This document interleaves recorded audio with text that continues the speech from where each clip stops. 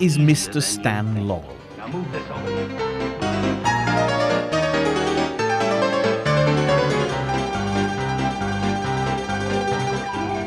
And this is Mr. Oliver Hardy.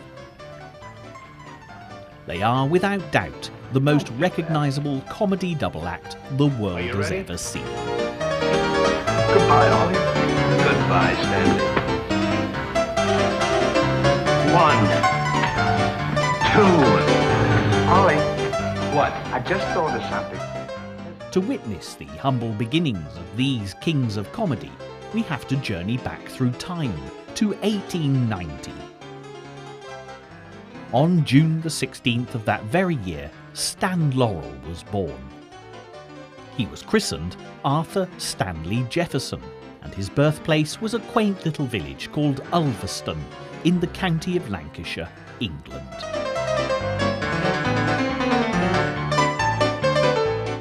If you visit there today, you'll find the world-famous Laurel and Hardy Museum, packed to overflowing with a veritable cornucopia of memorabilia, photographs and movie posters, all dedicated to these two gentle comic geniuses.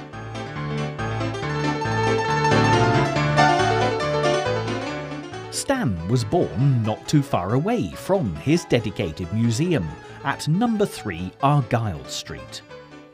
It was his maternal grandmother's house whom, according to his father's published memoirs, was a dear little old lady of fragrant memory. In truth, she was something of a dragon, a strict Methodist who'd punish young Stan for any tiny misdemeanour. Stan lived in his grandmother's home until he was 5 years old and was, by all accounts, quite an introverted child. This shyness was at complete odds to his theatrical father, A.J. Jefferson, who was a self-made impresario and talented stage actor. A.J. had run a very successful acting troupe called the Jefferson Theatre Group, where he'd met and married Madge Metcalfe, Stan's mother, and he was now manager of the illustrious Metropole Theatre in Glasgow, Scotland.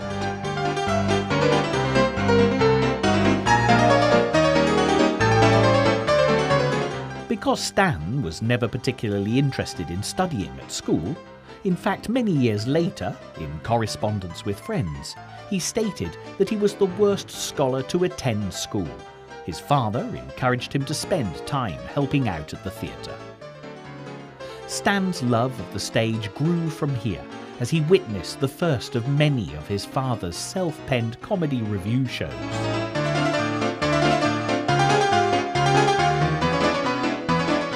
Sadly, just as Stan was beginning to fashion himself as something of a stage comedian, his mother Madge, who'd always suffered fragile health, passed away in 1908.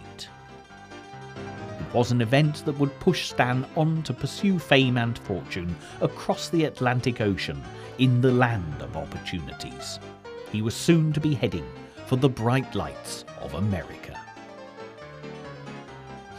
Whilst all this was happening, the other half of the comedy duo-to-be was already doing his own thing in America.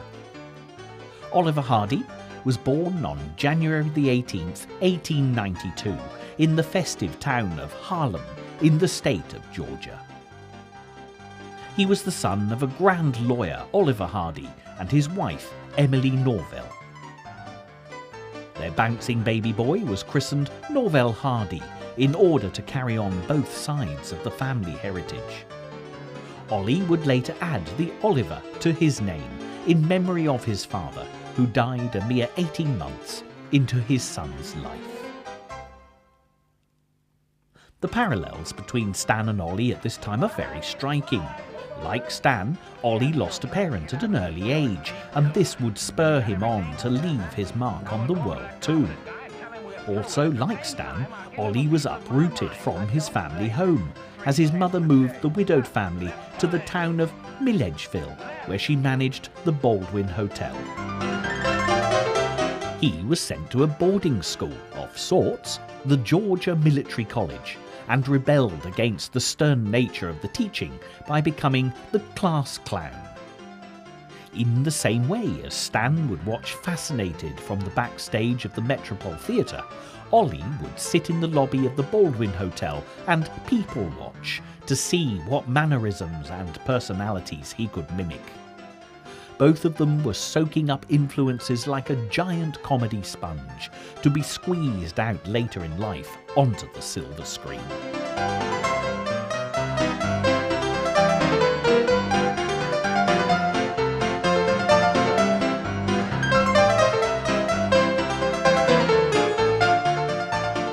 In 1910, Stan joined the Fred Karno Comedians on a tour of America.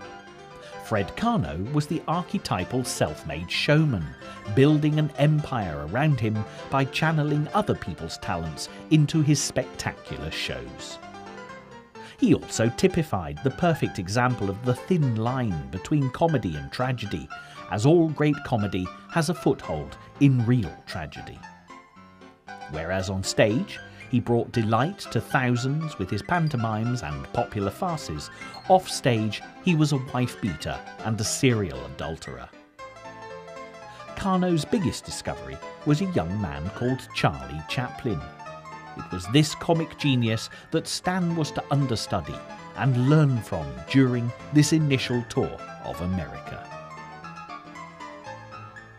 The Fred Karno troupe set sail from Southampton docks and toured the USA with a show called A Night in an English Music Hall. It was a huge success, but even though he was earning plaudits for his comedy turns, Stan decided to return to England alone. His main motivation seemed to be twofold. Firstly, he felt he deserved a chance at being the top billing, and secondly, he felt he deserved more money. Ollie was still happily settled in America, and in the year Stan was touring his mother country, Ollie set up and ran a movie theatre in the heart of Milledgeville. At 18 years of age, he was the youngest manager of a cinema in the whole of the United States. It was watching these flickering comedy two-reelers that sowed the seeds of stardom in Ollie's head. And so it was in 1913 that Ollie set off for the bright sunshine of Florida to try to break into the movie business. He took with him his Jewish wife, whom he'd met and married in a whirlwind romance. Her name was Madeline Soloshin, and she was an accomplished piano player, allowing Ollie to indulge in his favourite pastime of singing. Shine on, harvest moon, up in the sky. I ain't had no loving since January, April, June or July. Snow time, tain't no time to stay outdoors and spoon.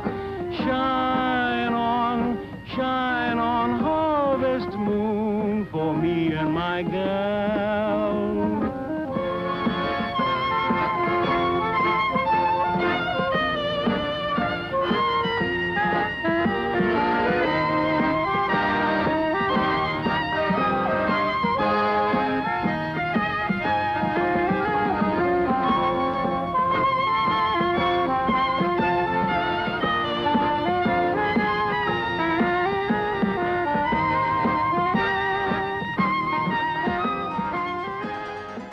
Meanwhile, Stan was scratching out a living in England with a few misguided comedy acts. In the end, such was the extent of his poverty, he rejoined the Fred Karno Comedians for another tour of America. Again, Charlie Chaplin was the acknowledged star of the show and gained all the praise from audiences and newspaper reviews. Perhaps Stan looked on at Chaplin with that wide-eyed expression of his and massaged his mop of hair, wondering when it would be his turn to take the curtain calls.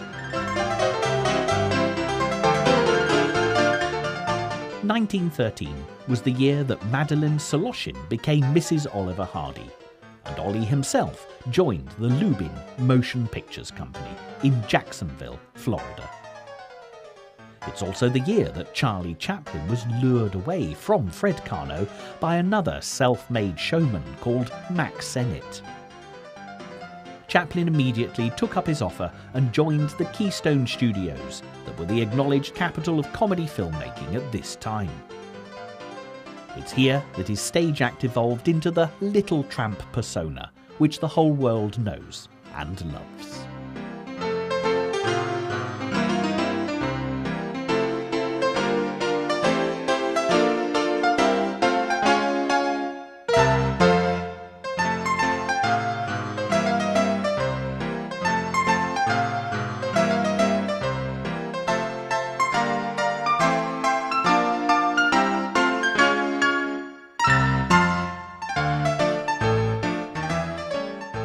Of course, Chaplin's hasty exit meant that the Fred Karno tour quickly folded, and Stan was once more forced to scrape a living by setting up a comedy act of his own. This time, he stayed in America, perhaps because his homeland was on the verge of entering into the long and bloody First World War, and young men of his age were being enlisted into the army at great speed. The bright lights of mortar shells and the rat-a-tat-tat of machine gun fire were no match for the bright lights of the stage and the rat-a-tat-tat of applause. In 1917, when all the world seemed to be trying to imitate Chaplin, Ollie paired up with a thin comedian called Larry Sermon. Stan had set up a comedy double act with an amply sized female comedienne called May Dahlberg. In a case of life imitating art, not only was he tripping over himself to fall in love with her on stage, he was also doing exactly the same thing off stage. Their only other stumbling block was that May was already married. However, this didn't stop Stan from changing both their surnames to Laurel so that they could live as a common law couple.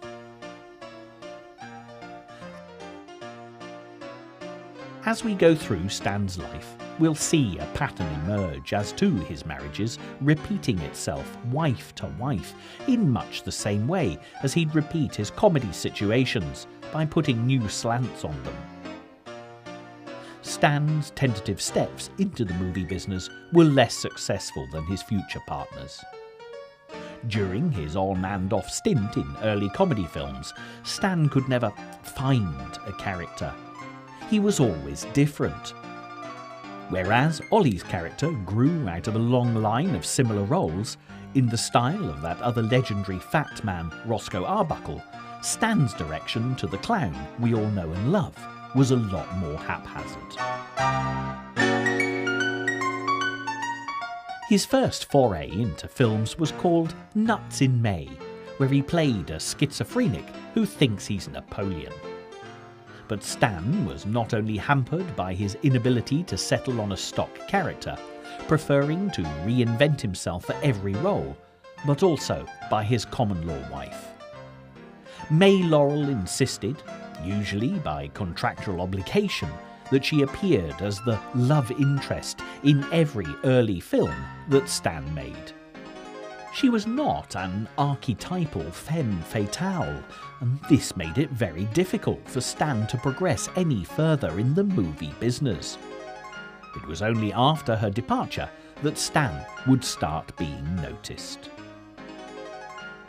In 1920, after a barrage of insults were flung at each other like poisoned custard pies, Oliver Hardy was granted a divorce from his wife, Madeline.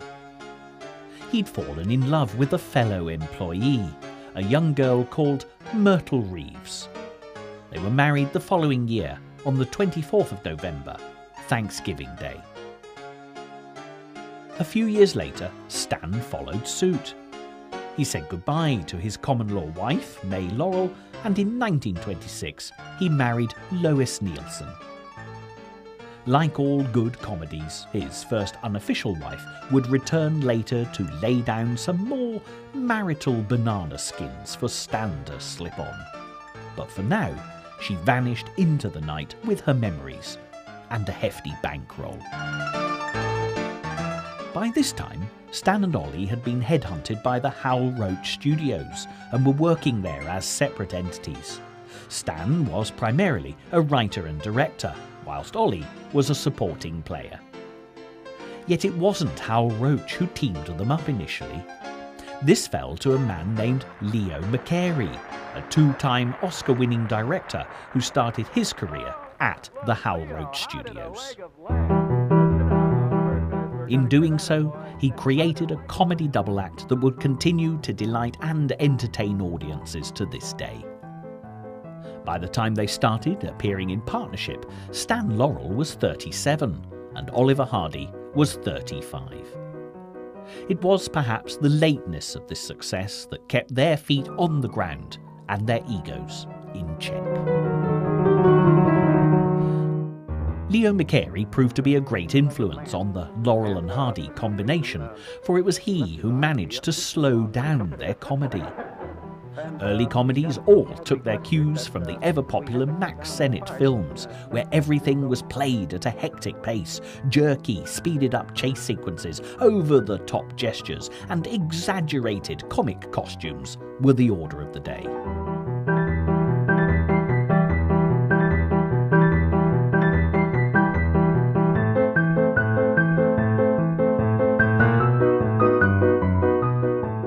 McCarey put them all to one side to create a more gentle and ultimately realistic pace.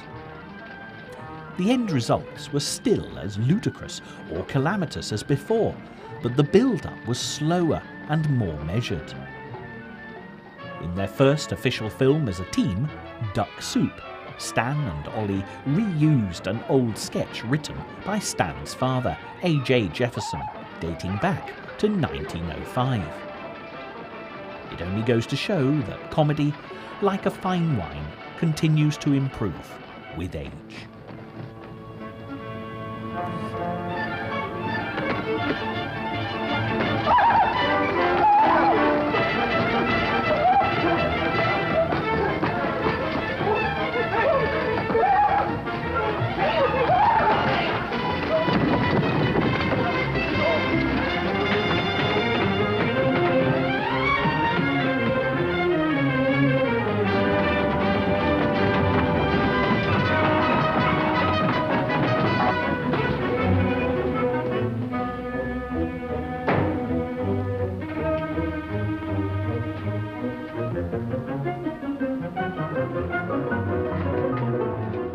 Stan Laurel and Oliver Hardy became a true comic partnership in 1927 and were an instant hit with the movie-going public.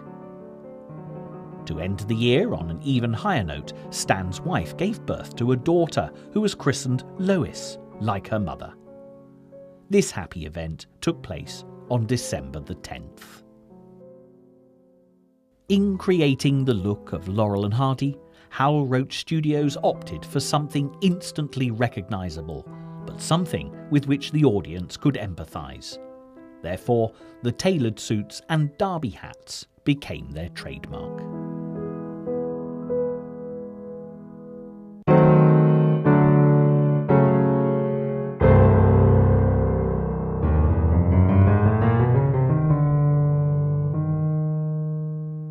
At the beginning of the century, and for a long while afterwards, it was common for market traders and street vendors to wear this kind of upmarket clothing in order to try and appear respectable. The music halls of the United Kingdom and the vaudeville theatres of the United States spotted this habit and used it in their repertoire. It wasn't Chaplin, as many wrongly assume, who started the trend by appearing in this garb on the film.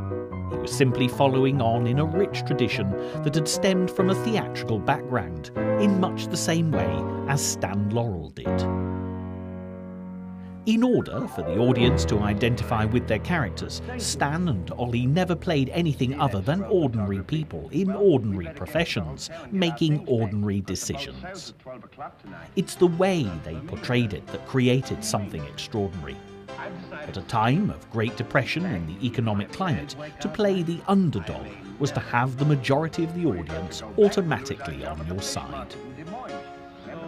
This was something both Chaplin and Stan Laurel understood, being as both of them came from a rigidly reworked feudal system in England that branded them as working class.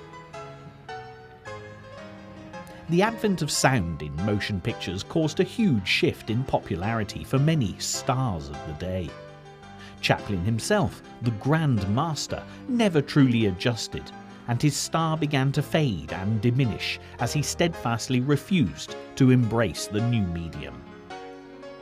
Luckily, Stan and Ollie's voices matched their physical appearance to perfection. The prisoners have been found guilty. Their attitude towards each other translated into some classic dialogue that rivaled any of their physical antics. There's a nice pickle we're in.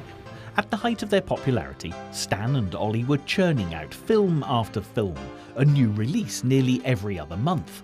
But at what cost? The high point in their professional lives coincided with many complications and a great deal of unhappiness in both of their home lives. In 1930, Lois Laurel gave birth prematurely to a son, Stanley Robert Jefferson, who only lived for a mere 9 days. Stan found solace in the arms of a long-term mistress called Alice Ardell. Ollie, on the other hand, had to deal with Myrtle Hardy's long and painful fight with the bottle. Her alcoholic addiction got so bad that in 1931 she was admitted to the Rosemead Lodge Sanatorium under the pretense of a nervous breakdown. Ollie found solace playing golf and gambling, but he also, like Stan, ended up in the arms of his own long-term mistress, Viola Morse. It's a popular notion that behind the painted face of the clown there lie tears of sadness. This does seem to be the case with most comedians. Their ability to make thousands of people happy never works when trying to make their own lives contented. I'm sorry if I hurt your feelings, Ollie. I didn't mean to be so dispolite. In 1932, Stan and Ollie's first and only Oscar together was claimed when they won the Best Short Subject section of the Academy Awards with The Music Box.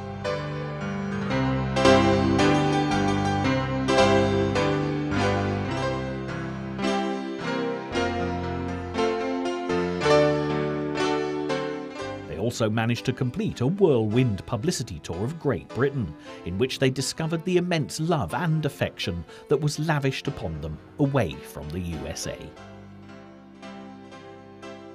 Neither of them had really realised how popular they'd become as a worldwide phenomenon, and it opened their eyes to their own potential. Again, happiness was tempered by sadness as Stan Laurel divorced his wife Lois in 1935.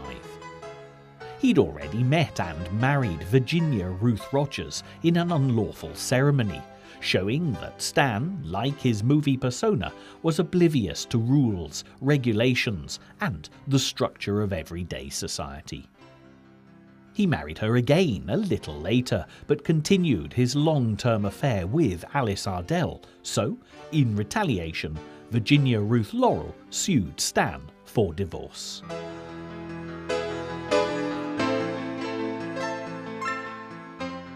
Then, whilst he was being sued for divorce, May Laurel, back from the wilderness and obviously running out of money, reappeared to sue Stan for property rights. She stated that a common-law wife, although not legally married, was entitled to just as much as any other ex-wife. To make matters worse, Ollie was being sued by Myrtle Hardy for divorce and had to counter-sue by showing the truth of the matter, namely that his wife was a serious alcoholic.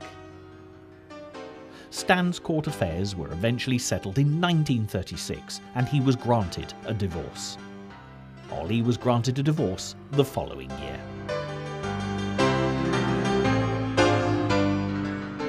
But it wasn't to end there. A single Stan was not a happy Stan, and he immediately fell for the dubious charms of a notorious Hollywood gold digger called Vera Ivanov Shuvalova, better known as Ilyana, who claimed to be a Russian countess, but could never actually prove whether she was. In haste, Stan tried to marry his Russian bride before he was legally divorced from Virginia Ruth, and in an example of his love life repeating itself, had to remarry Miss Shuvalova after the divorce had been granted. He then decided to marry her once more in a traditional Russian ceremony, in case his new bride hadn't understood what was going on in the first two times. It's hardly surprising that after the bells stopped ringing for this marriage, Stan and Ileana stepped into the marital ring for one short round of fighting and arguing before divorcing in 1939.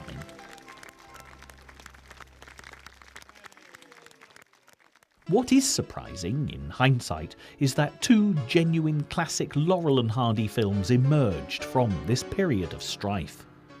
Sons of the Desert came first, showing the pair both married to dominant, overpowering mother figures rather than loving, caring wives. This was released just around the time that both of the boys' marriages were floundering. Way Out West was the second, with our heroes appearing wifeless and living a life on the open road. And it could well have been something they both would have wished for in this time of extreme marital disharmony.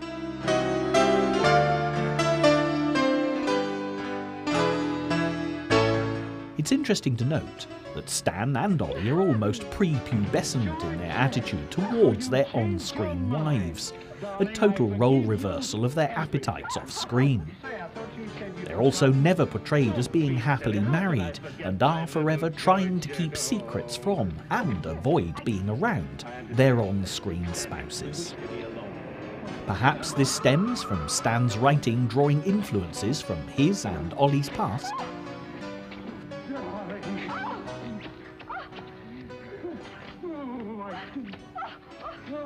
Stan had known nothing but domineering female figures from an early age, being punished by his strict grandmother for any innocent trouble he got into.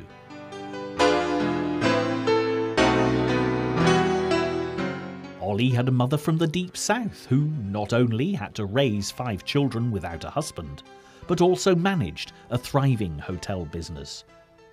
She once horsewhipped a tattooist for putting a maple leaf on Ollie's forearm when he was 14 years old. It's therefore hardly surprising that their choice of on-screen wives were always ready to do battle with these comic innocents.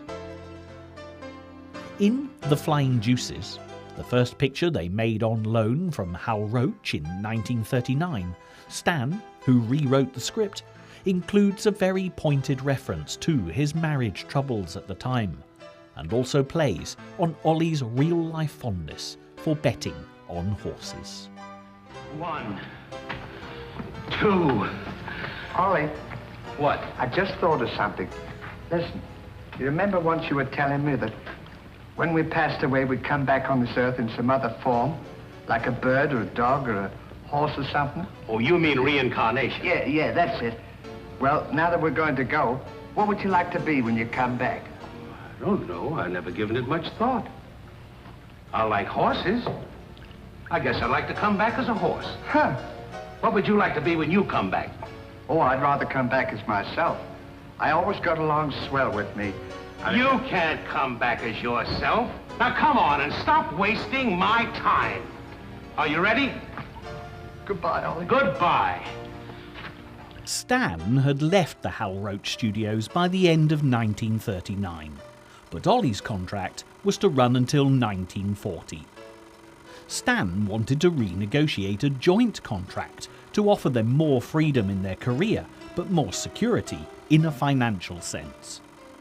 Unfortunately, because of Stan's many marital mishaps, he was badly in need of money and was happy to re-sign on a short separate contract again in 1940. Their last 4 films for the Hal Roach Studios were up there with the best of them.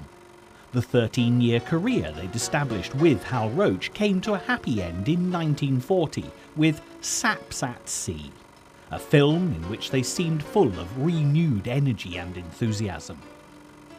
Their private lives too seemed to be more settled. Ollie had met and married Lucille Jones, the continuity girl from the Flying Deuces film, though his about-turn in affections from Viola Morse showed that he, like his movie persona, found it easy to fall deeply in and out of love on a whim. Stan, equally as whimsical, remarried his second wife Virginia Ruth, and they set up Laurel Hardy Feature Productions. However, it was short-lived. By 1941, Laurel Hardy Feature Productions was shut down. The huge amount of money that was needed to set up a film, for hiring studio space, technicians, sound equipment, the means of distribution, and the endless publicity to promote it, was never forthcoming. So Stan and Ollie reluctantly agreed to sign on with 20th Century Fox. Ollie was more eager than Stan to do this, as he was being chased by the IRS for back taxes, as well as being sued twice for non-payment of alimony by his alcoholic ex-wife, Myrtle. By now, the Eternal Clowns were beginning to show their age. As soon as they signed on for 20th Century Fox, their normal white-faced makeup was replaced by a natural flesh tone that exposed every wrinkle and line. Clowns tend to rely on the flexibility and agility of youth to pull off their most complicated of routines. Sadly, by the time they'd gone through the motions in 4 films for their new employers, Stan Laurel was pushing 55, and Oliver Hardy was hard on his heels at a not-so-sprightly 53.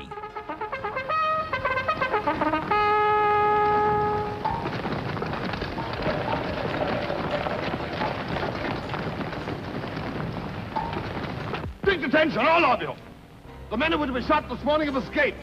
Be sure all gates are closed and make a thorough search of the entire barracks. Whoever brings them back will be given a reward of 6 weeks' furlough. Go!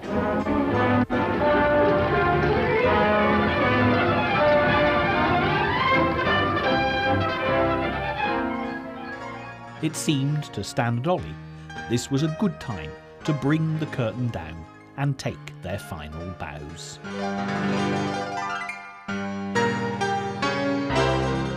They'd never been happy making the longer films, as both felt it stretched their comedy and their characters too thinly, resulting in a watered-down version of Laurel and Hardy.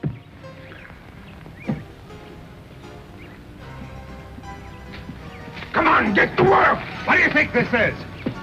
Within a year of taking enforced retirement, Stan had divorced Virginia Ruth Laurel again and married Ida Kiteva. His love life would have made the most complex film plot of all, and was ripe for a Laurel and Hardy makeover. But at last, he'd found someone to grow old with, a wife who would care for and cherish him, just as he'd always wanted. In 1947, British impresario Bernard Delfont, a sort of English version of Hal Roach, invited the boys over to tour the music halls of Great Britain with a revue show. Recalling the applause and the adulation from their last tour overseas, they both jumped at the chance to entertain the crowds again, especially ones who'd just spent 6 long years attempting to survive the grim realities of a Second World War.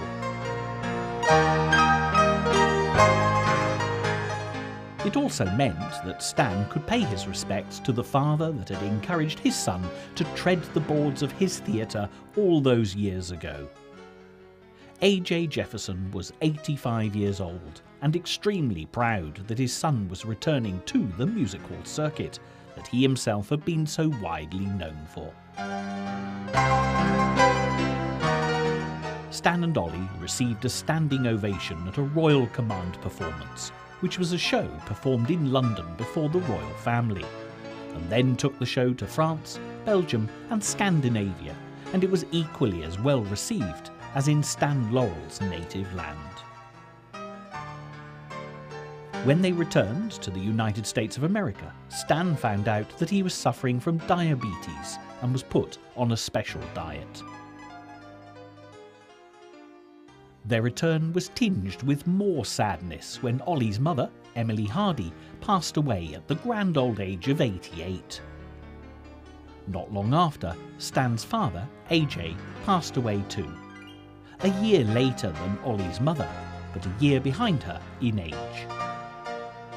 Stan and Ollie became, effectively, overgrown orphans. Both of them had lost one of their parents at an early age, and now they were united in grief for the passing of their surviving parent.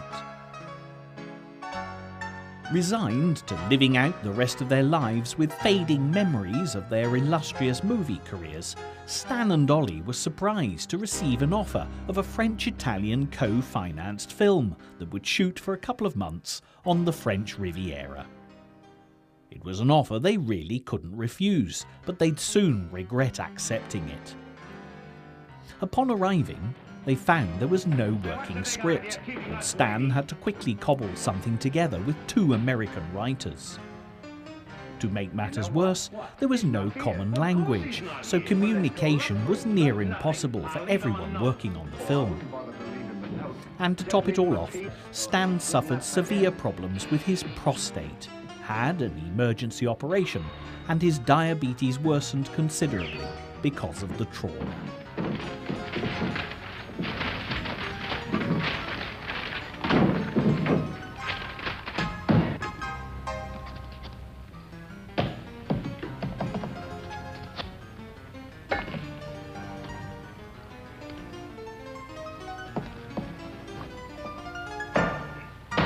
Now he can smoke it. Maybe he doesn't smoke a pipe. Well, whatever, he smokes it. Well, you got to be careful about those things.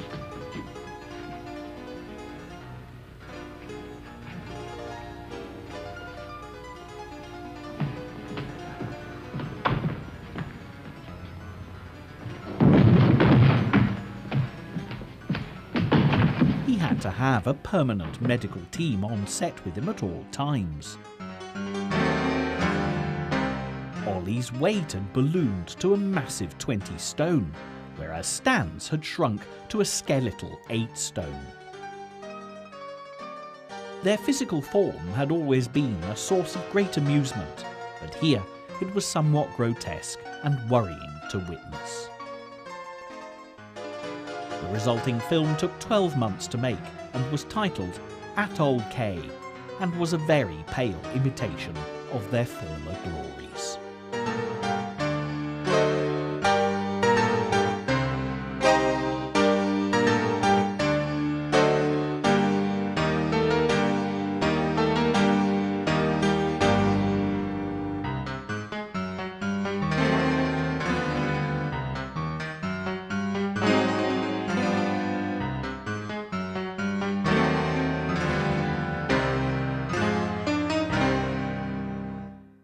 But again, the offers flooded in, and they accepted another tour of Great Britain's music halls in 1952. Stan felt sufficiently recovered to attempt it, and with their doting wives in tow, they set off for the British Isles with a totally new stage sketch called A Spot of Trouble.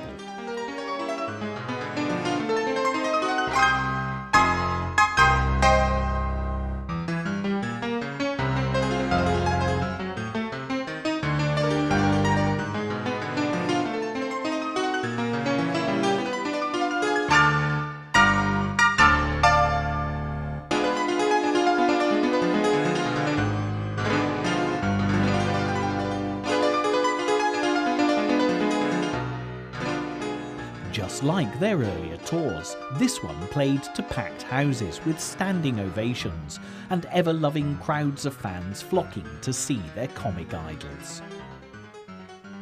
It was such a success that a second tour took place in 1953, in which they began their dates in Ireland, as Ollie's working visa only permitted him to enter Great Britain via the Emerald Isle.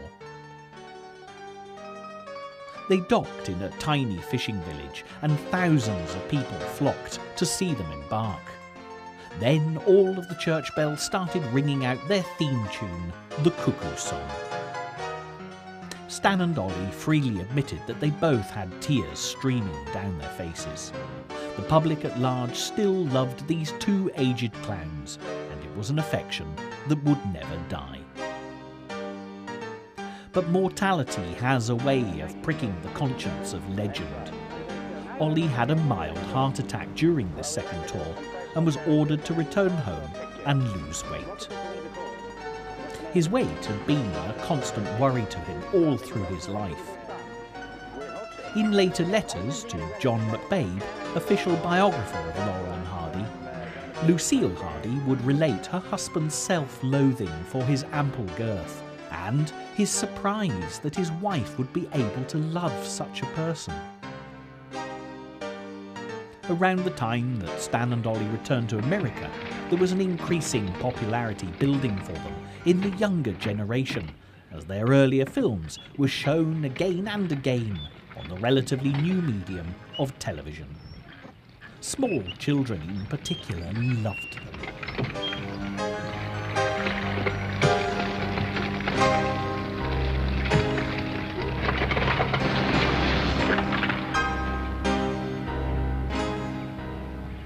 Hal Roach, the original employer of these two comedians, had seen firsthand the impact of his creations on the general public. He thought their appeal lay in their characters, which were simple, childlike and innocent. It's said that the best visual comedians imitate children, and nobody could do this as well as Laurel and Hardy and yet still be believable. In late 1954, Stan and Ollie were taken by surprise on the perennially popular This Is Your Life show, whilst on a visit to Bernard Delfont, their friend and recent employer from England. To begin with, they look totally bewildered and very confused with what is going on as the cameras burst into Bernard Delfont's room at the Knickerbocker Hotel in Hollywood, and they are told to get to the studios at once. Being a live show, Ralph Edwards, the host, had to ad-lib like mad as Stan and Ollie took their time getting to the studio. And I thought I can go. They're here? Oh, thank goodness, because that was my last ad-lib. Here they come now, our two principal subjects, Stan Laurel and Oliver Hardy. I think I have been told. Oh, my. This is more than a two-reeler. Here they come. Stan disliked appearing for free on anything. His financial complications worried him greatly because of his marital mayhem in the past. He was also concerned with not being in character, worrying that the public would not accept them as themselves. The usual cavalcade of past acquaintances were trotted out before they were reunited with their wives at the very end of the programme.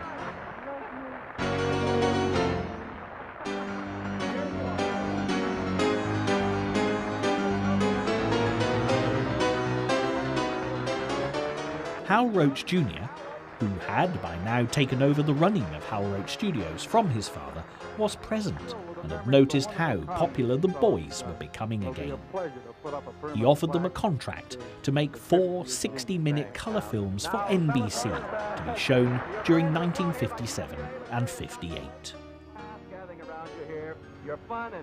The series would go by the title Laurel and Hardy's Fabulous Fables, made up of many sketches and gags which Stan had never fully fleshed out for any of their movies, as well as some older music hall and pantomime routines which he'd rework. Stan, as ever, could never let go of a good joke, and many of their routines were often redone time and time again to try and create the perfect version. The whole series would have been a collection of fairy tales, and sadly, a fairy tale is all that it became.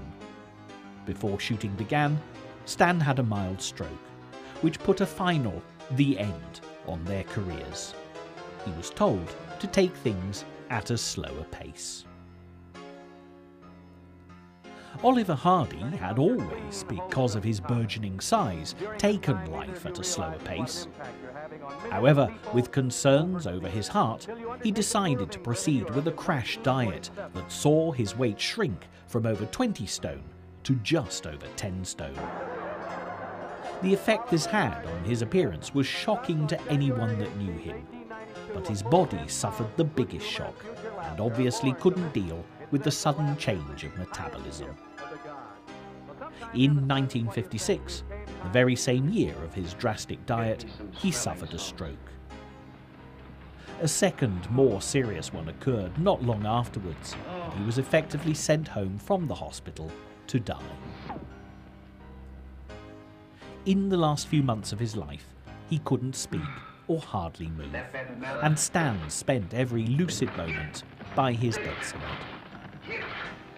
You can imagine Stan in that tortured way of his, trying to explain something complicated, whilst Ollie just lay there looking exasperated and drumming his fingers on the mattress.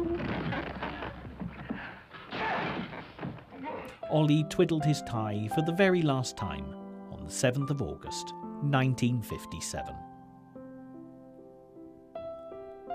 Oliver Hardy was cremated and his ashes interned in the Garden of Hope, the Masonic section of North Hollywood's Valhalla Memorial Park. Stan Laurel expressed terrible shock at Ollie's death, saying that he'd been like a brother to him. The pair had never argued, and Stan's only wish was that his larger-than-life friend had realised how much people truly loved him. Stan and Ida Laurel moved to the Oceana Apartment Hotel in Santa Monica and lived in humble seclusion. Stan had always been a modest man, and he was astounded by the amount of fan mail that poured through his door. He attempted to answer each letter personally and would spend all day at his desk in the study, ignoring his health worries. He would take breaks if there was a Laurel and Hardy movie showing on the television, and continually commented on what a funny fellow Ollie was. In 1961, Stan Laurel was awarded an honorary Oscar for creative pioneering in the field of cinema comedy, and it sat in pride of place on his study desk. Knowing Stan, he probably used it as a paperweight for all the fan letters. During his last few years of contentment, he received visits from many famous comedians of the day, all wanting to pay tribute to their unofficial teacher. Put that thing down! Danny Kaye, Peter Sellers, Jerry Lewis and Dick Van Dyke would all regularly worship at the altar of England's Lancastrian son.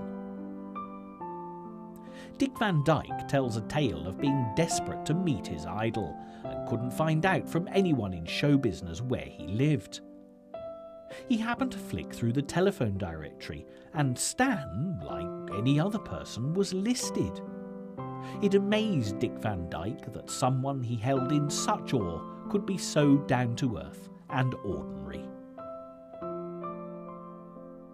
In 1965, Stan suffered a heart attack and was confined to his bed.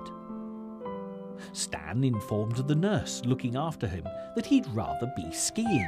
She, surprised, asked him if he skied. He, with characteristic wit, replied that he didn't, but he'd rather ski than die. Well, here's another nice mess you've gotten me into. He passed away a few minutes later, joking to the last. Ollie, is that really you? Of course. Like Ollie before Gee, him, I'm glad to Stan see was it. cremated, and his ashes were interned at the Court of Liberty, Forest Lawn Cemetery. Both Stan and Ollie's graves are visited regularly by adoring fans, and the few brief words on both their memorial plaques are very poignant indeed. Stan had lived just long enough to see the birth of a worldwide fan organisation for Laurel and Hardy, of which he was made president and helped to set up the amusing guidelines. Sons of the Desert took its name from one of their classic films, and Stan was proud that he and Ollie would be remembered. To this day, Stan and Ollie are as popular as ever. Memorabilia sells for high prices at auctions, and 2 dedicated museums have been set up in their respective birthplaces of Ulverston, England and Harlem, Georgia, and they've even been commemorated on postage stamps. As this programme draws to its conclusion, we'll take a closer look at the two museums, which are doing such a fine job of preserving the memory of Laurel and Hardy's comic genius. Ulverston is a classic English market town, and visitors will enjoy a sense of nostalgia here, even in the 21st century. As we've already seen earlier in the film, Stan Laurel's birthplace in Argyle Street has a commemorative plaque, but herein lies a very interesting tale. The name of Bill Cubbin is synonymous with the Laurel and Hardy Museum, and it was when this great Laurel and Hardy fan was mayor of Ulverston in the 1970s that Stan's birthplace was officially recognised. Bill then went on to found the museum from his own collection of Laurel and Hardy memorabilia, and it grew at a rapid pace. As you look around the museum, you can see that every bit of available space has been used, and you do need to make sure that you take it all in. When Bill died, the museum was left in the capable hands of his daughter Marion, who, with the help of her sons, is carrying on his precious legacy, which is great news for Laurel and Hardy fans the whole world over. It's certainly been some time since Laurel and Hardy died, and the most popular films belong to a bygone era when cinema entertainment was a much more innocent business than it is today. However, there's still a timeless element to their movies, and visitors to the museum are able to watch all their favourites in a miniature movie theatre which Bill Cubbin created especially for the purpose. Grandparents remember seeing the comic duo at the cinema. Parents remember watching the films on television, and the children who are lucky enough to be brought here will enjoy Laurel and Hardy's slapstick antics with new eyes, creating extra special memories of their own. What the Ulverston Museum on the English side of the Atlantic does for Stan, the Harlem Museum does for Ollie on the other side of the pond. Harlem, Georgia was founded in 1870 and was named by a New Yorker visiting the town who thought it resembled that more famous Harlem of his birthplace. Sadly, you won't locate Oliver Hardy's birthplace because it was demolished in the late 1950s. But don't let that deter you, as the wonderful Laurel and Hardy Museum of Harlem certainly makes up for it. This is a delightful work in progress, where, just like its English counterpart, exhibits are expanding on a daily basis as memorabilia floods in from all over the world. Just as Bill Cubbin created a truly atmospheric small cinema to screen Laurel and Hardy classics at Ulverston, the museum in Harlem has provided a movie theatre for its visitors too.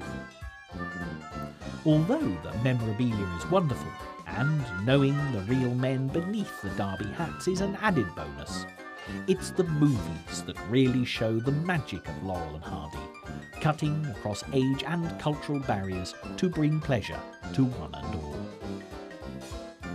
Laurel and Hardy are truly adored by people of all ages, from 8 to 80, and this is mainly because the love they put into their comedy really did shine through.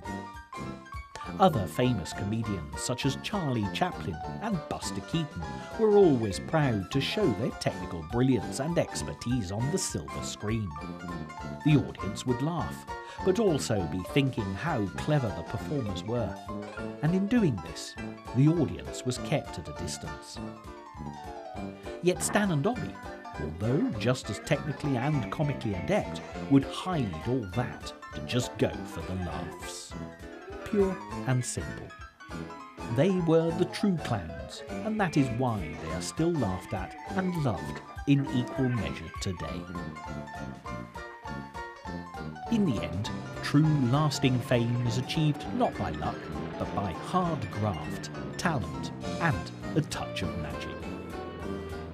Stan and Ollie put in the time and the effort to make their comedies little works of genius, and it's for these flickering black and white images that they will be best remembered. Stan Laurel and Oliver Hardy were, are, and always will be a match made in heaven, who've left their comedy footprints forever on the face of this earth.